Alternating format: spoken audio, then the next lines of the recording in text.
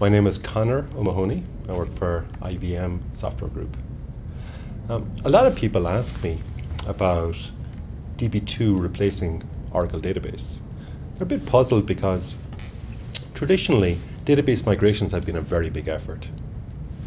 What's happened is, over the decades, each vendor has implemented their own proprietary features in the database, and that's meant that it's really difficult for someone to move from one database to another because they've taken advantage of proprietary features here and they're not available there.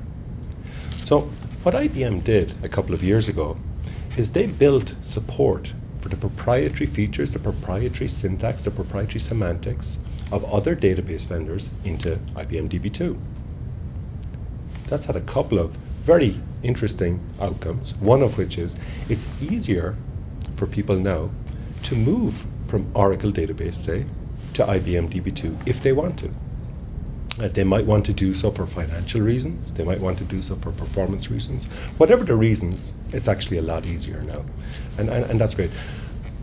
The major byproduct of that is because it's easier, it's lower risk.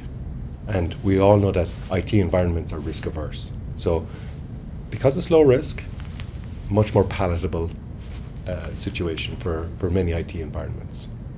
Now these features have led to a situation where IBM has had tremendous momentum with displacing Oracle database from many environments. One of the primary objections traditionally had been around skills. The people who were actually hands-on working with Oracle database were fans of Oracle database. They enjoyed working with it. Their careers were tied to it. And a lot of times when propositions of moving to other database environments were brought up, they would object, naturally so. But now that DB2 supports those features that they've known and loved, they are able to use those skills against DB2.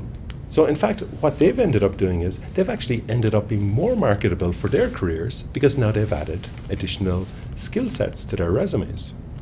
That was a major factor in overcoming a lot of the objections for a lot of these environments and moving to DB2. One way in which IBM has also helped is we've created special courses that are aimed at people with Oracle skills. And so essentially what these courses do is they say, hey, if you know it as this in Oracle, here's what it is in DB2. So we help bridge that gap. We help make them feel comfortable with the differences that still persist between the two databases.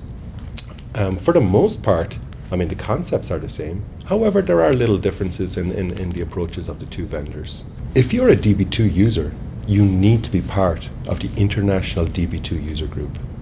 The URL is idug.org, idug.org. The DB2 User Group is a fantastic forum of DB2 users and the IBM developers. They hold conferences in various parts of the world, North America, EMEA, Australasia, and at these conferences, users speak about their experiences, IBMers come and speak about product futures and directions, but more importantly, the users get to network together and they have a great environment for providing IBM with feedback. Feedback on new features that are requested, feedback on additions to existing features. So make sure to get involved in the International DB2 User Group. My name is Conor O'Mahony. I cover database software for IBM. You can find me blogging at database-diary.com. There, I cover all IBM database software. If you've got any questions, I answer absolutely every comment that's made on that blog. So please visit, please contact me. I look forward to engaging with you.